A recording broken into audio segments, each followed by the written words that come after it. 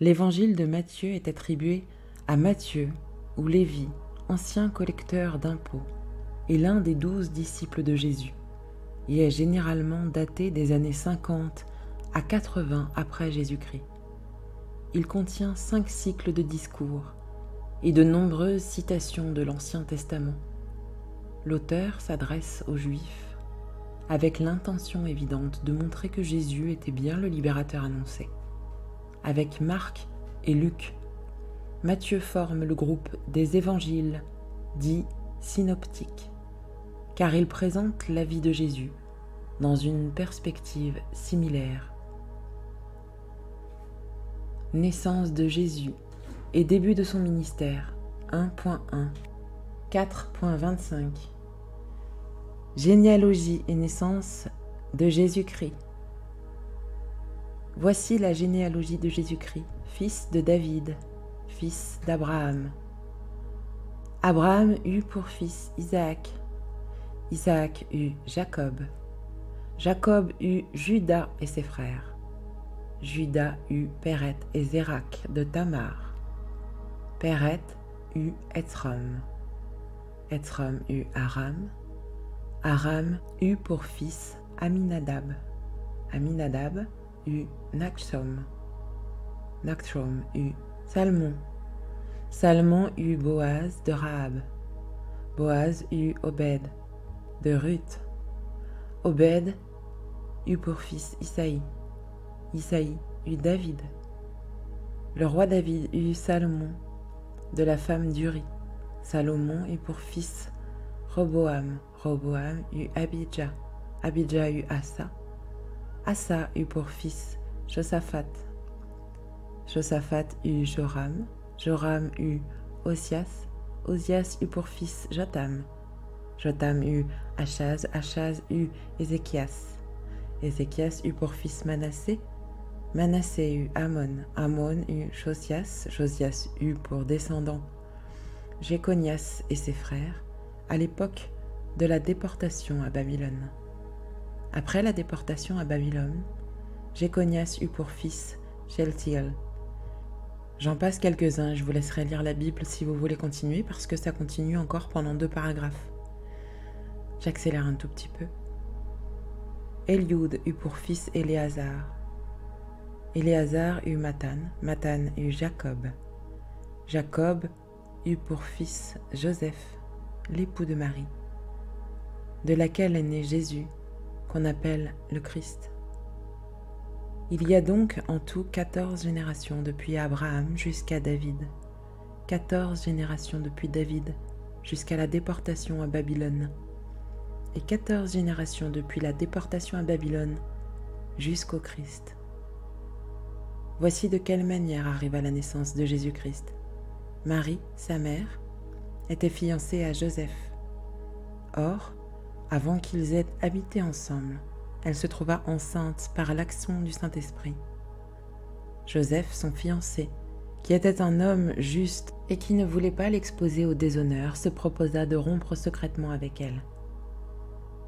Comme il y pensait, un ange du Seigneur lui apparut dans un rêve et dit « Joseph, descendant de David, n'aie pas peur de prendre Marie pour femme, car l'enfant qu'elle porte vient du Saint-Esprit. Elle mettra au monde un fils, et tu lui donneras le nom de Jésus, car c'est lui qui sauvera son peuple de ses péchés. » Tout cela arriva afin que s'accomplisse ce que le Seigneur avait annoncé par le prophète. La Vierge sera enceinte, elle mettra au monde un fils, et on l'appellera Emmanuel, ce qui signifie Dieu avec nous. À son réveil, Joseph fit ce que l'ange du Seigneur lui avait ordonné, et il prit sa femme chez lui. Mais il n'eut pas de relation conjugale avec elle, jusqu'à ce qu'elle ait mis au monde un fils, premier-né, auquel il donna le nom de Jésus. 2. Les mages et Hérode. Jésus naquit à Bethléem, en Judée, à l'époque du roi Hérode. Or, des mages venus d'Orient arrivèrent à Jérusalem et dirent « Où est le roi des Juifs qui vient de naître ?» En effet, Nous avons vu son étoile en Orient, et nous sommes venus pour l'adorer. » Quand le roi Hérode apprit cela, il fut troublé, et tout Jérusalem avec lui. Il rassembla tous les chefs des prêtres et spécialistes de la loi qui comptaient le peuple, et leur demanda où le Messie devait naître. Ils lui dirent « À Bethléem, en Judée, car voici ce qui a été écrit par le prophète. Et toi, Bethléem, terre de Juda, tu n'es certes pas la plus petite parmi les principales villes de Juda, car de toi sortira un chef qui prendra soin d'Israël, mon peuple. » Alors, Hérode fit appeler en secret les mages. Il s'informa soigneusement auprès d'eux du moment où l'étoile était apparue. Puis, il les envoya à Bethléem en disant « Allez prendre des informations exactes sur le petit enfant. Quand vous l'aurez trouvé, faites-le moi savoir, afin que j'aille moi aussi l'adorer. » Après avoir entendu le roi, ils partirent. L'étoile qu'ils avaient vue en Orient allait devant eux jusqu'au moment où, arrivée au-dessus de l'endroit où était le petit enfant, elle s'arrêta. Quand ils aperçurent l'étoile, ils furent remplis d'une très grande joie. Ils entrèrent dans la maison, virent le petit enfant avec Marie, sa mère, se prosternèrent et l'adorèrent. Ensuite, ils ouvrirent leur trésor et lui offrirent en cadeau de l'or, de l'encens et de la myrrhe. Puis, avertis dans un rêve de ne pas retourner vers Hérode, ils regagnèrent leur pays par un autre chemin. Lorsqu'ils furent partis, un ange du Seigneur apparut dans un rêve à Joseph et dit « Lève-toi, prends le petit enfant et sa mère, fuis en Égypte, et reste-y jusqu'à ce que je te parle, car Hérode va rechercher le petit enfant pour le faire mourir. » Joseph se leva, prit de nuit le petit enfant et sa mère, et se retira en Égypte. Il y resta jusqu'à la mort d'Hérode, afin que s'accomplisse ce que le Seigneur avait annoncé par le prophète. « J'ai appelé mon fils à sortir d'Égypte. » Quand Hérode vit que les mages l'avaient trompé, il se mit dans une grande colère, et il envoya tuer tous les enfants de 2 ans au-dessous qui étaient à Bethléem et dans tout son territoire, selon la date qu'il s'était plie, ce que le prophète Jérémie avait annoncé. On a entendu des cris à Rama, des pleurs et de grandes lamentations. C'est Rachel qui pleure ses enfants et n'a pas voulu être consolée, parce qu'ils ne sont plus là. Après la mort d'Hérode, un ange du Seigneur apparut dans un rêve à Joseph en Égypte et dit « Lève-toi, prends le petit enfant et sa mère, et va dans le pays d'Israël, car ceux qui en voulaient à la vie du petit enfant sont morts. » Joseph se leva, prit le petit enfant et sa mère, et alla dans le pays d'Israël. Cependant, quand il apprit qu'Archélaos régnait sur la Judée à la place de son père Hérode, il eut peur de s'y rendre. Averti dans un rêve, il se retira dans le territoire de la Galilée et vint habiter dans une ville appelée Nazareth, afin que s'accomplisse ce que les prophètes avaient annoncé. Il sera appelé Nazaréen. 3. Ministère de Jean-Baptiste. À cette époque-là parut Jean-Baptiste qui prêchait dans le désert de Judée. Il disait « Changez d'attitude, car le royaume des cieux est proche. » Jean est celui que le prophète Ésaïe avait annoncé lorsqu'il a dit « C'est la voix de celui qui crie dans le désert. Préparez le chemin du Seigneur, rendez ses sentiers droits. » Jean portait un vêtement en poil de chameau et une ceinture de cuir autour de la taille. Il se nourrissait de sauterelles et de miel sauvage. Les habitants de Jérusalem, de toute la Judée et de toute la région du Jourdain se rendaient vers lui. Reconnaissant publiquement leurs péchés, ils se faisaient baptiser par lui dans les eaux du Jourdain. Cependant, quand il vit beaucoup de pharisiens et de sadducéens venir se faire baptiser par lui, il leur dit « Race de vipères, qui vous a appris à fuir la colère à venir? Produisez donc du fruit qui confirme votre changement d'attitude, et ne vous avisez pas de dire en vous-même « Nous avons Abraham pour ancêtre ». En effet, je vous déclare que de ces deux pierres, Dieu peut faire naître des descendants à Abraham. Déjà la hache est mise à la racine des arbres. Tout arbre qui ne produit pas de bons fruits sera donc coupé et jeté au feu. Moi, je vous baptise d'eau en vue de la repentance, mais celui qui vient après moi est plus puissant que moi, et je ne suis pas digne de porter ses sandales. Lui, il vous baptisera du Saint-Esprit et du feu. Il a sa pelle à la main. Il nettoiera son aire de battage et il amassera son blé dans le grenier. Mais il brûlera la paille dans un feu qui ne s'éteint pas. Alors, Jésus vint de la Galilée jusqu'au Jourdain vers Jean pour être baptisé par lui. Mais Jean s'y opposa en disant « C'est moi qui ai besoin d'être baptisé par toi, et c'est toi qui viens vers moi ?» Jésus lui répondit « Laisse faire maintenant, car il est convenable que nous accomplissions ainsi tout ce qui est juste. » Et Jean ne lui résista plus. Dès qu'il fut baptisé, Jésus sortit de l'eau. Alors le ciel s'ouvrit, et il vit l'Esprit de Dieu descendre, comme une colombe, et venir sur lui. Au même instant, une voix fit entendre du ciel ces paroles. « Celui-ci est mon Fils bien-aimé, qui a toute mon approbation. » 4. Tentation de Jésus-Christ. Puis, Jésus fut emmené par l'Esprit dans le désert pour être tenté par le diable. Après avoir jeûné 40 jours et 40 nuits, il eut faim. Le tentateur s'approcha et lui dit « Si tu es le Fils de Dieu, ordonne que ces pierres deviennent des pains. » Jésus répondit « Il est écrit, l'homme ne vivra pas de pain seulement, mais de toute parole qui sort de la bouche de Dieu. » Le diable le transporta alors dans la ville sainte, le plaça au sommet du temple et lui dit « Si tu es le Fils de Dieu, jette-toi en bas.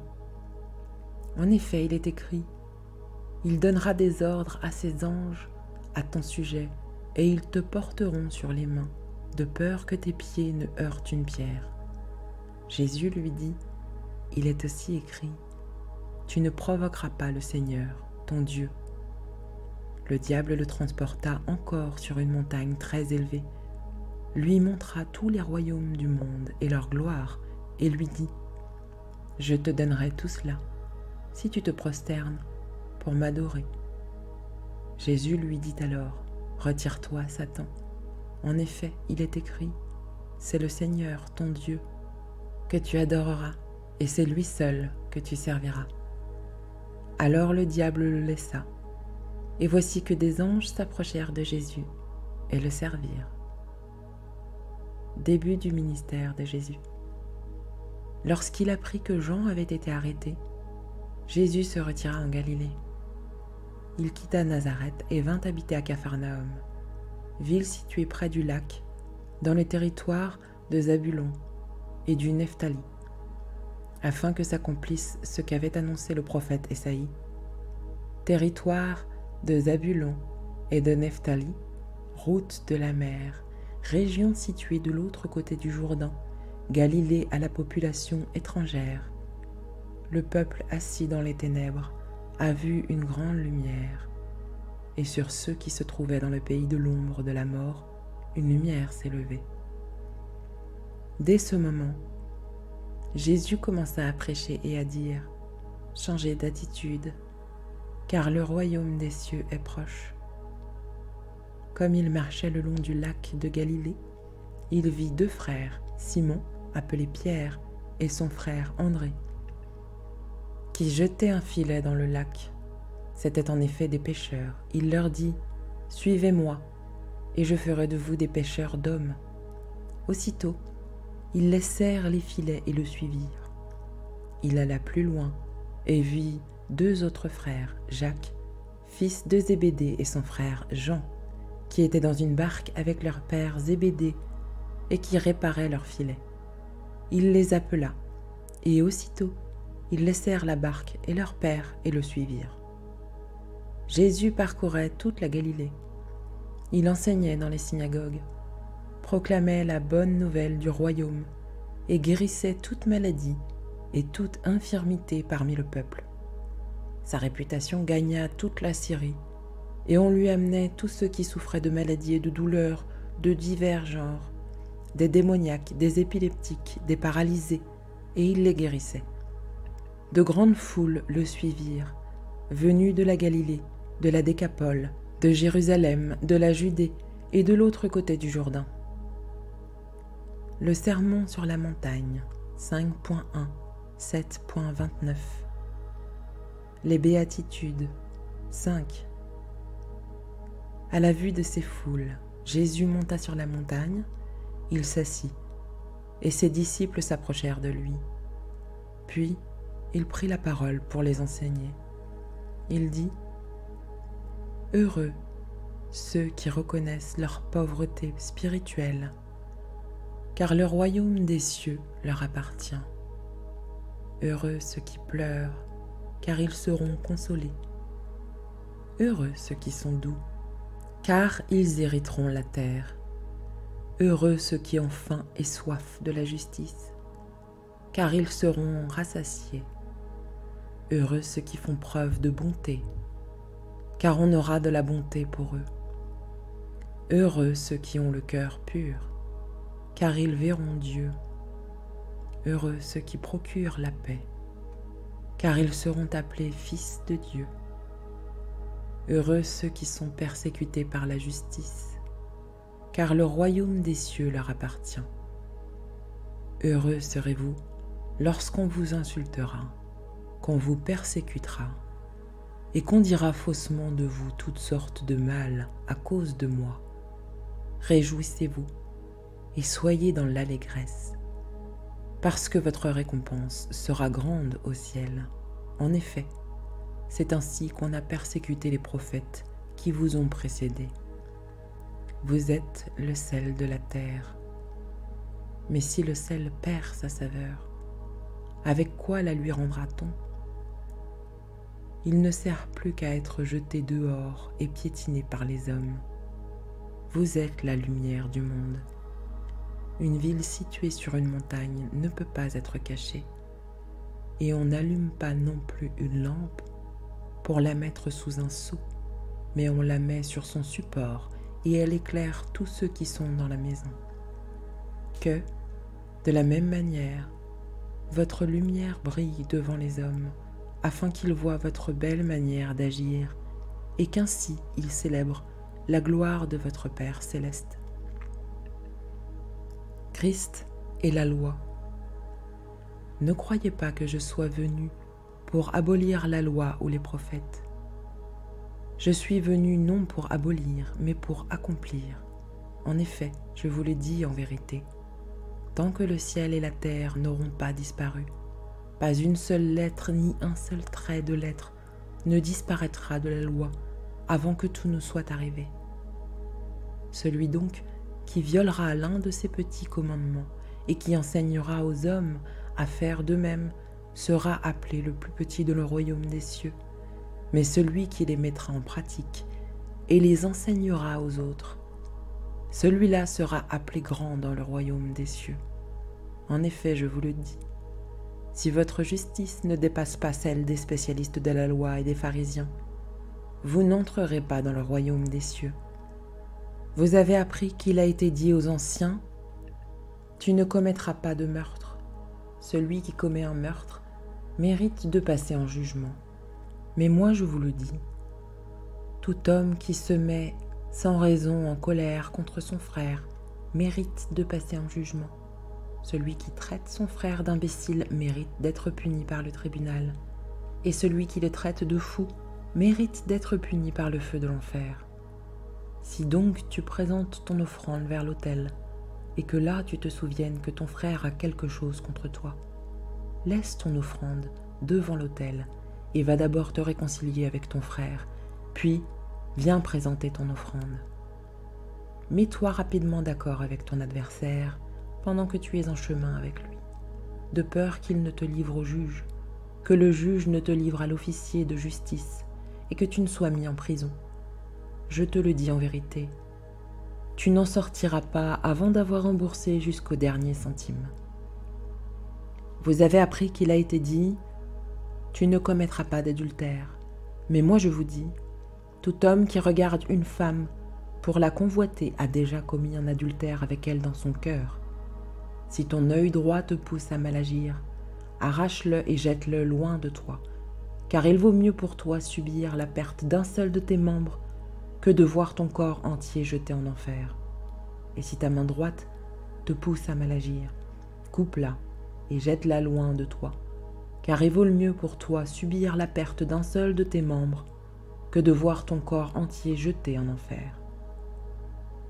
Il a été dit que celui qui renvoie sa femme lui donne une lettre de divorce. Mais moi je vous dis, celui qui renvoie sa femme, sauf pour cause d'infidélité, l'expose à devenir adultère, et celui qui épouse une femme divorcée commet un adultère. Vous avez encore appris qu'il a été dit aux anciens, « Tu ne violeras pas ton serment, mais tu accompliras ce que tu as promis au Seigneur. » Mais moi je vous dis de ne pas jurer du tout, ni par le ciel, parce que c'est le trône de Dieu, ni par la terre, parce que c'est son marchepied, ni par Jérusalem, parce que c'est la ville du grand roi. Ne jure pas non plus par ta tête, car tu ne peux pas rendre blanc ou noir un seul cheveu. Que votre parole soit oui pour oui, non pour non. Ce qu'on y ajoute vient du mal. Vous avez appris qu'il a été dit œil pour œil et dent pour dent. Mais moi je vous dis de ne pas résister aux méchants. Si quelqu'un te gifle sur la joue droite, tends-lui aussi l'autre. Si quelqu'un veut te faire un procès et prendre ta chemise, laisse-lui encore ton manteau. Si quelqu'un te force à faire 1 kilomètre, fais-en 2 avec lui. Donne à celui qui t'adresse une demande, et ne te détourne pas de celui qui veut te faire un emprunt. Vous avez appris qu'il a été dit, tu aimeras ton prochain, et tu détesteras ton ennemi. Mais moi je vous dis, aimez vos ennemis. Bénissez ceux qui vous maudissent. Faites du bien à ceux qui vous détestent, et priez pour ceux qui vous maltraitent et qui vous persécutent, afin d'être les fils de votre Père céleste. En effet, il fait lever son soleil sur les méchants et sur les bons, et il fait pleuvoir sur les justes et sur les injustes. Si vous aimez ceux qui vous aiment, quelle récompense méritez-vous? Les collecteurs d'impôts n'agissent-ils pas de même? Et si vous saluez seulement vos frères, que faites-vous d'extraordinaire? Les membres des autres peuples n'agissent-ils pas de même? Soyez donc parfaits comme votre Père céleste est parfait. 6. Les pratiques religieuses. Gardez-vous bien de faire des dons devant les hommes pour qu'ils vous regardent. Sinon, vous n'aurez pas de récompense auprès de votre Père céleste. Donc, lorsque tu fais un don à quelqu'un, ne sonne pas de la trompette devant toi, comme le font les hypocrites dans les synagogues et dans les rues, afin de recevoir la gloire qui vient des hommes. Je vous le dis en vérité, ils ont leur récompense. Mais toi, quand tu fais un don, que ta main gauche ne sache pas ce que fait ta droite, afin que ton don se fasse en secret, et ton Père, qui voit dans le secret, te le rendra. Lorsque tu pries, ne sois pas comme tous les hypocrites. Ils aiment prier debout dans les synagogues et au coin des rues pour être vus des hommes.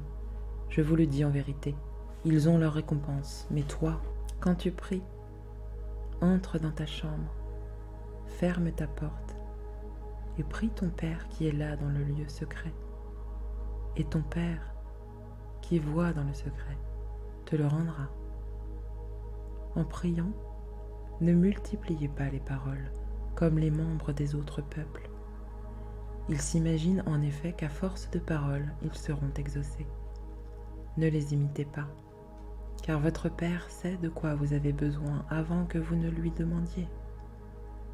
Voici donc comment vous devez prier. Notre Père céleste, que la sainteté de ton nom soit respectée, que ton règne vienne, que ta volonté soit faite sur la terre comme au ciel. Donne-nous aujourd'hui notre pain quotidien. Pardonne-nous nos offenses, comme nous aussi nous pardonnons à ceux qui nous ont offensés. Ne nous expose pas à la tentation, mais délivre-nous du mal, car c'est à toi qu'appartiennent, dans tous les siècles, le règne, la puissance et la gloire. Amen. Si vous pardonnez aux hommes leurs fautes, votre Père céleste vous pardonnera aussi. Mais si vous ne pardonnez pas aux hommes, votre Père ne vous pardonnera pas non plus vos fautes. Lorsque vous jeûnez, ne prenez pas un air triste comme les hypocrites. En effet, ils présentent un visage tout défait pour montrer aux hommes qu'ils jeûnent. Je vous le dis en vérité, ils ont leur récompense. Mais toi, quand tu jeûnes, parfume ta tête et lave ton visage, afin de ne pas montrer que tu jeûnes aux hommes, mais à ton Père qui est là, dans le lieu secret. Et ton Père qui voit dans le secret te le rendra. Les biens matériels. Ne vous amassez pas des trésors sur la terre, où les mythes et la rouille détruisent et où les voleurs percent les murs pour voler. Mais amassez-vous des trésors dans le ciel, où les mythes et la rouille ne détruisent pas et où les voleurs ne peuvent pas percer les murs ni violer. En effet, là où est ton trésor, là aussi sera ton cœur. L'œil est la lampe du corps. Si ton œil est en bon état, tout ton corps sera éclairé. Mais si ton œil est en mauvais état, ton corps sera dans les ténèbres.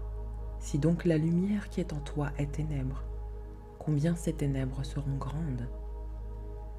Personne ne peut servir deux maîtres, car ou il détestera le premier et aimera le second, ou il s'attachera au premier et méprisera le second.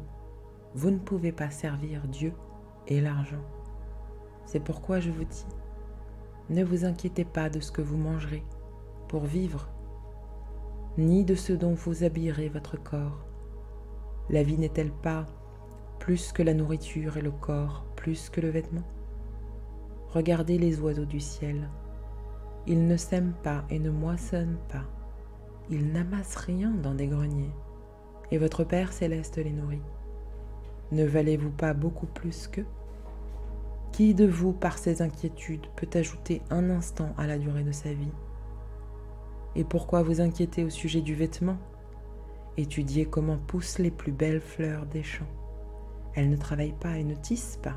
Cependant, je vous dis que Salomon lui-même, dans toute sa gloire, n'a pas eu d'aussi belle tenue que l'une d'elles. Si Dieu habille ainsi l'herbe des champs, qui existe aujourd'hui et qui demain sera jetée au feu, ne le fera-t-il pas bien plus volontiers pour vous, gens de peu de foi? Ne vous inquiétez donc pas, et ne dites pas « Que mangerons-nous? Que boirons-nous? Avec quoi nous habillerons-nous » En effet, tout cela, ce sont les membres des autres peuples qui le recherchent. Or, votre Père céleste sait que vous en avez besoin. Recherchez d'abord le royaume et la justice de Dieu, et tout cela vous sera donné en plus. Ne vous inquiétez donc pas du lendemain, car le lendemain prendra soin de lui-même. À chaque jour suffit sa peine. 7. Les relations humaines. Ne jugez pas afin de ne pas être jugé, car on vous jugera de la même manière que vous aurez jugé, et on utilisera pour vous la mesure dont vous vous serez servi. Pourquoi vois-tu la paille qui est dans l'œil de ton frère et ne remarques-tu pas la poutre qui est dans ton œil? Ou comment peux-tu dire à ton frère « Laisse-moi enlever la paille de ton œil », alors que toi, tu as une poutre dans le tien?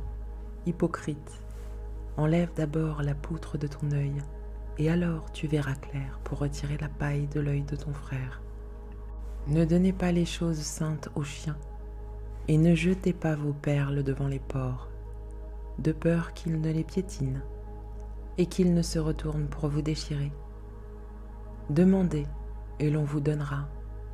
Cherchez, et vous trouverez. Frappez, et l'on vous ouvrira. En effet, toute personne qui demande reçoit. Celui qui cherche trouve, et l'on ouvre à celui qui frappe. Qui parmi vous donnera une pierre à son fils, s'il lui demande du pain? Et s'il demande un poisson, lui donnera-t-il un serpent? Si donc, mauvais comme vous l'êtes, vous savez donner de bonnes choses à vos enfants, votre Père céleste donnera d'autant plus volontiers de bonnes choses à ceux qui les lui demandent. Tout ce que vous voudriez que les hommes fassent pour vous, vous aussi, faites-le de même pour eux, car c'est ce qu'enseignent la loi et les prophètes. L'entrée dans le royaume. Entrez par la porte étroite.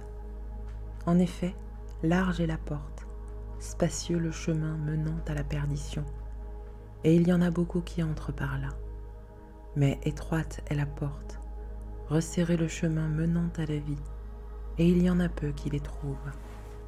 Méfiez-vous des prétendus prophètes.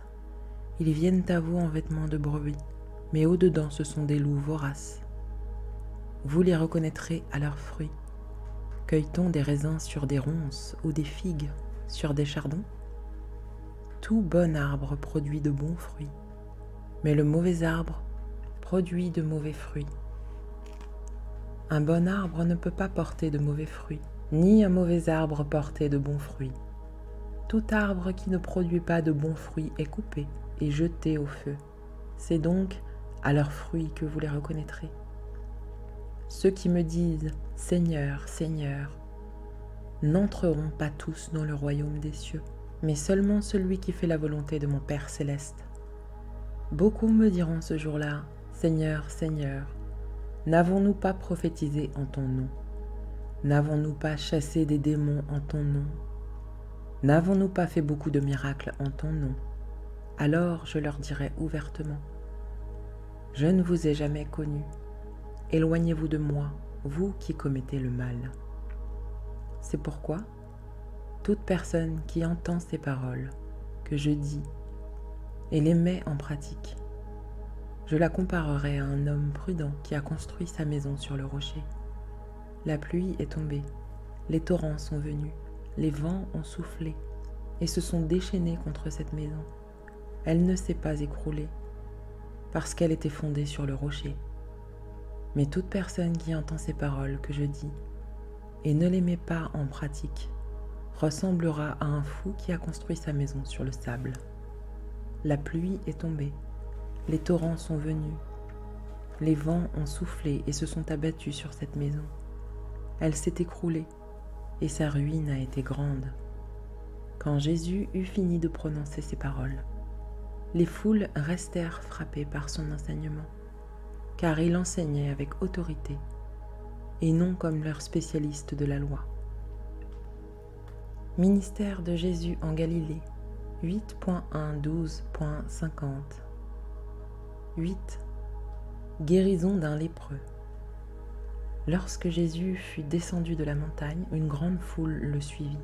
Alors, un lépreux s'approcha, se prosterna devant lui et dit « Seigneur, si tu le veux, tu peux me rendre pur. » Jésus tendit la main, le toucha et dit « Je le veux, sois pur. » Aussitôt il fut purifié de sa lèpre. Puis Jésus lui dit « Fais bien attention de n'en parler à personne, mais va te montrer au prêtre et présente l'offrande que Moïse a prescrite, afin que cela leur serve de témoignage. » Guérison à Capernaum.